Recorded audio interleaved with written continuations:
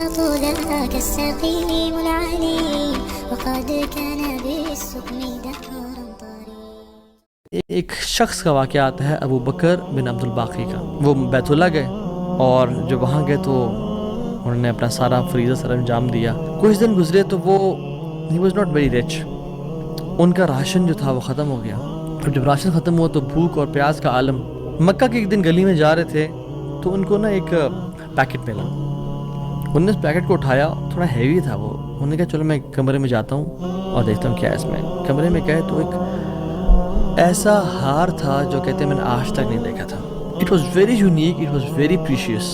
کہتے ہیں کہ میں بڑا حیران ہوں یہ کس کا ہوگا. خیر الٹیمیٹلی میں نکلا اپنے کمرے سے باہر, حرم کی طرف آ رہا تھا تو مکہ کی گلیوں میں میں نے ایک دیکھا ایک شیخ یعنی ایک بزرگ انسان تھا جس کے ہاتھ میں 500 دینار تھے اور وہ اناؤنسمنٹس کر رہے تھے کہ میرے گھر والوں کا ہار گما ہے, جس شخص کو مل جائے وہ مجھے دے, میں اس کو 500 دینار دوں گا.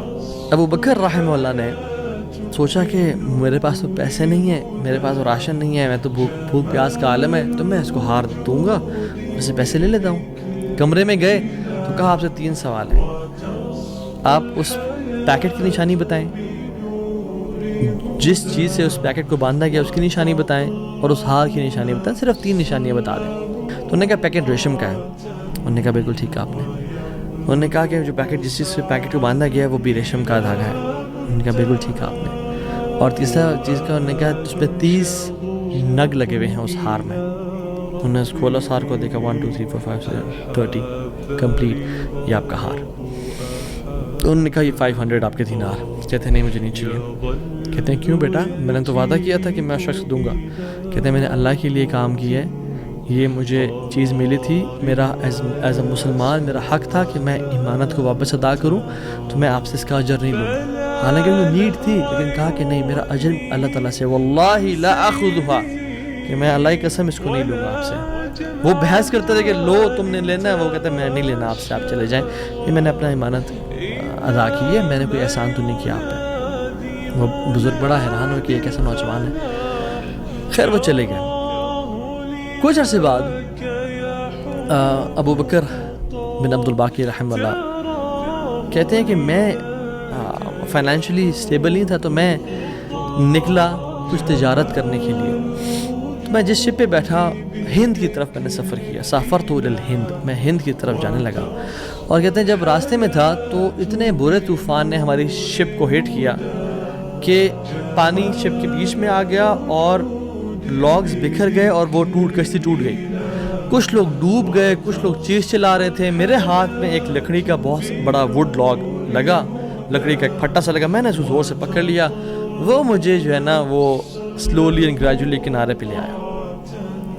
میں جب اس آئی لینڈ پہ پہنچا تو دیکھا الحمدللہ وہاں پہ بالکل وہ ابینڈنڈ آئی لینڈ نہیں تھا, وہاں پہ لوگ آباد تھے. تو میں جب اندر گیا آئی لینڈ کی طرف اور دیکھا الحمدللہ مسلمان لوگ تھے اور وہاں پہ مسجد بھی تھی اور گھر بھی بنے ہوئے تھے. تو کہتے ہیں میں سیدھا مسجد چلا گیا. مسجد میں کہتے ہیں میں جا کے قرآن پڑھنا شروع کر دیا. جب قرآن پڑھا تھا تو ایک مزدور آیا میرے پاس اور کہتا ہے کہ آپ تو بڑا پیارا قرآن پڑھتے ہیں, اور ہمارے تو اس آئی لینڈ پہ آپ کہاں سے آئے ہیں؟ ہمارا تو اس آئی لینڈ پہ یعنی کوئی اچھا قاری نہیں ہے موجود کہ جو قرآن ایسے پڑھے. ماشاء اللہ یو ریسائٹ بیوٹیفل قرآن. تو آپ ایک کام کریں, آپ پلیز میرے بچوں کو پڑھا دیں. سلولی اینڈ گریجولی لوگ آتے گئے اور ان کو اپنے بچے پڑھاتے گئے. اور وہ ابو بکر رحمہ اللہ اس مسجد کے بڑے نوبل شخص بن گیا کہ لوگ ڈیمانڈ تھی بہت زیادہ, قرآن پڑھ کسی کو آتا نہیں تھا, تو انہوں نے اپنے بچوں کو لایا اور لوگ بھی پڑھنا شروع ہو گئے اور ان کو اس مسجد کا ایک طرح سے لیڈر بنا دیا کہ آپ اس کو رن کریں.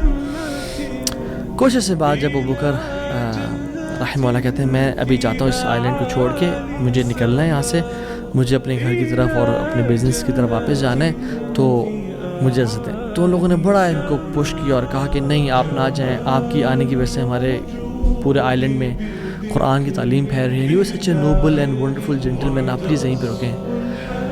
تو انہوں نے کہا کہ نہیں بھائی میری لائف ہے, میں نے شادی بھی کرنی ہے اور سب کو. کہتے ہیں ہم آپ کو یہاں پہ رہائش دیں گے, ہم آپ کو یہاں پہ شادی کرائیں گے آپ کی, آپ یہاں پہ رکیں. تو انہوں نے کہا چلو ٹھیک ہے.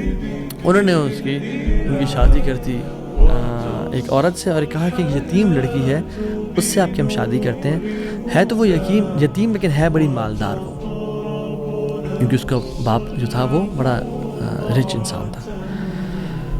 انہیں کہا ٹھیک ہے. جب ان کا نکاح ہوا اور اس لڑکی کے پاس جب آ کے بیٹھے, یعنی جو فرسٹ نائٹ, جب اس لڑکی کو دیکھا اور اس کے گلے پہ نظر پڑی تو وہ حیران ہو گئے. یہ دیکھے کہ جو مکہ کی گلیوں میں ان کو جو ایک نیکلیس ملا تھا وہ اس لڑکی نے اپنے گلے میں پہنا ہوا ہے. وہ بڑے حیران اور پریشان ہو گئے. کچھ ٹائم بعد جب لوگوں نے پوچھا سب معاملات ٹھیک ہیں, سب سیٹ ہے, کوئی مسئلہ پریشانی تو نہیں, کہتے ہیں کہ سب ٹھیک ہے الحمدللہ. ایک چیز میرے ذہن میں ہے جو جس کا جواب نہیں ملا مجھے. کہتے ہیں کہ جو میری بیوی ہے, اور میں سے پوچھ بھی نہیں سکا ابھی تک کیونکہ حیا اور شرمندگی ویسے کہ یہ تم نے کہاں سے ملا, because it's very expensive necklace. کہیں اس کو یہ لگے کہ میں لالچی انسان ہوں یا میری نظر اس کے نیکلیس پہ ہے. تو یہ نیکلیس اس کو کہاں سے ملا؟ مجھے تو مکہ کی گلیوں میں ملا تھا اور میں نے ایک بزرگ انسان کو دیا تھا.